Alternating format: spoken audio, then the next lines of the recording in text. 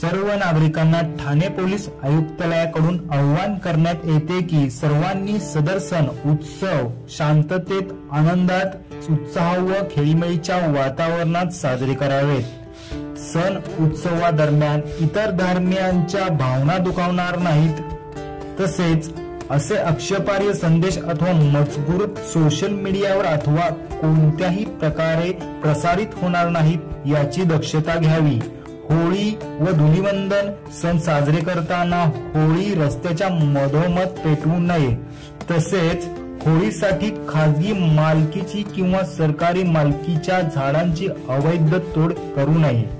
धुलीवंदन सण साजरा करताना मानवी शरीरास अपायकारक अशा रंगांचा वापर होणार नाही, तसेच फुगे, प्लास्टिकच्या पिशव्या यांचा गैरवापर होणार नाही याची दक्षता घ्यावी।